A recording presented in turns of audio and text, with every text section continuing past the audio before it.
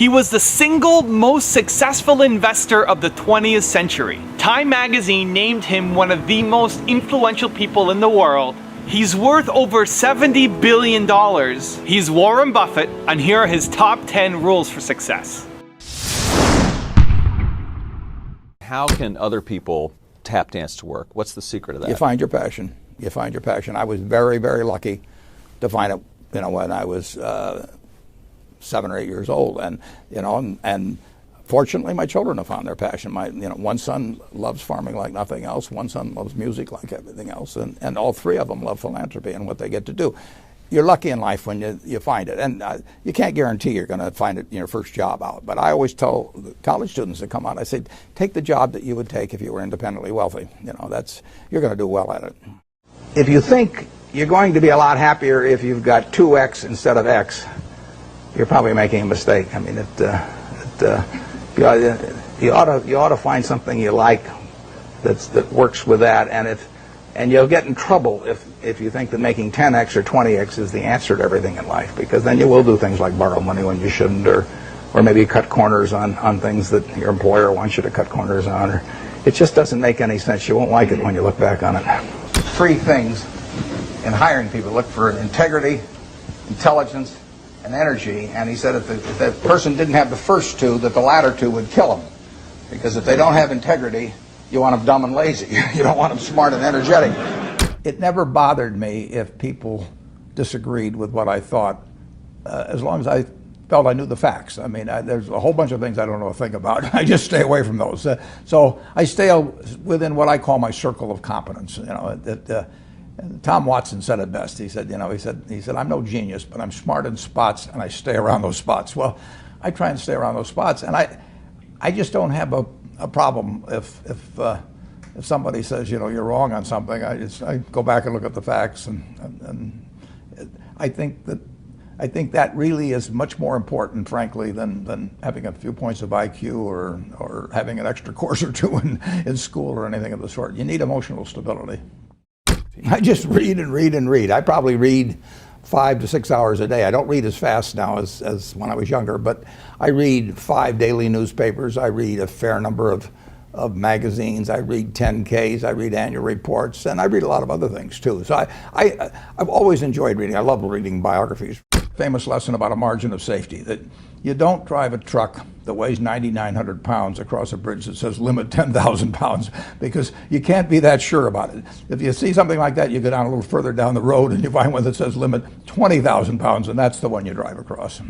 The nature of capitalism is that people want to come in and take your castle. It's perfectly understandable. I mean, if I'm selling television sets or something, there's going to be 10 other people that are going to try and sell a better television set. If I have a restaurant here in Omaha, people are going to try and copy my menu and give more parking and take my chef and so on. So capitalism's all about somebody coming and trying to take the castle.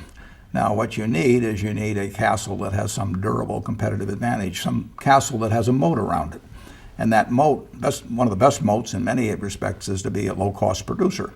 But sometimes the moat is just having more talent. I mean, if you're the heavyweight champion of the world and you keep knocking out people, you've got a competitive advantage as long as you can keep doing it.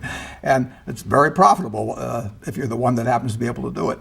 If you can turn out great motion pictures, I mean, Steven Spielberg, I mean, he's a fellow to bet on, and it has enormous economic value. You'd be surprised at my days. I mean, they're very unstructured, no meetings, none. I mean, I don't like meetings, and I read a lot. I wish I were a faster reader. I'd get more done, but I do read a lot, and I'm on the phone a moderate amount. Our businesses run themselves basically out there. My job is allocating capital, and that's what I'm thinking about. But I don't like to have things all packed hour to hour to hour. And Bill and I are both extraordinarily lucky. I mean, we really get to do what we like to do, the way we want to do it, with people that we choose to be around, and they're terrific. I mean, we've really got everything our way, and we're very fortunate. And in his world, he has a different kind of pace than I have, but we both love it the way we do it. And my guess is that we're each the most productive in that particular mode too, because it fits our personalities and aptitudes. What kills great businesses, if you look at, I do believe in looking at history, and I like to study failure, actually. And my partner says, all I want to know is where I'll die, so I'll never go there. And we want to see what has caused businesses to go bad. And the biggest thing that kills them is complacency. I mean, you want a restlessness, a feeling that, you know, that somebody's always after you, but you're going to stay ahead of them. You always want to be on the move. And when you've got a great business, you know, like Coca-Cola, which is, there aren't any like Coca-Cola, but you really, the danger would always be that you rest on your laurels. But I see none of that, obviously, at Coca-Cola. But that is the key, to compete the same way when you've got 1.8 billion servings being sold daily as when you were selling, 10 a day. And that restlessness, that belief that tomorrow is more exciting than today, you just have to have it permeate the organization. Who was Ben Graham? He was your primary mentor, model? He was a wonderful man, and he was my professor at Columbia. I read his book when I was 19 at the University of Nebraska, and I'd started investing when I was 11, and I started reading about it when I was like 7. So I'd gone through I read every book in the Omaha Public Library that there was by the time I was 12 on investing in stock market. And I had a lot of fun, but I never really found out, I never got grounded in anything. And it was entertaining, but it wasn't going to be profitable. And then I read Graham's book, The Intelligent Investor, when I was at the University of Nebraska. And that just opened the whole thing up to me. Yeah, and I named my oldest son is named Howard after my dad, Graham Buffett, and he was a marvelous man. Never expected anything from me in return. Ben Graham, in his low teens, looked around and he looked at the people he admired, and he said, I want to be admired, so why don't I just behave like them? And he found there was nothing impossible about behaving like them. And similarly, he did the same thing on the reverse side in terms of getting rid of those qualities. You have given a lot of fabulous advice, but what's the best advice that you've ever received?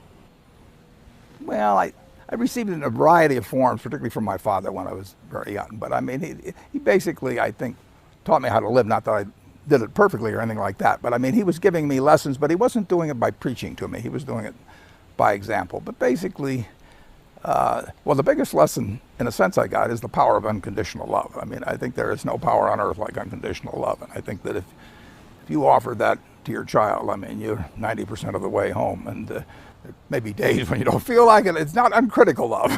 That's a different animal. But to know you always can come back, I mean, that is huge in life. That takes you a long, long way. And I would say that every parent out there that can extend that to their child at a very young age, it's going to make for a better human being. And you felt like you got that kind of unconditional love from your dad? I absolutely did, yeah. That is a powerful thing. It is a powerful thing. Thank you for watching. I'd love to know what you think of Warren Buffett as an entrepreneur. Let me know your thoughts by leaving it in the comments below. I made this video because Ray Carter asked me to, so if there's a famous entrepreneur that you want me to profile, leave it again in the comments below and I'll see what I can do for you. Thank you for watching, continue to believe, and I'll see you soon.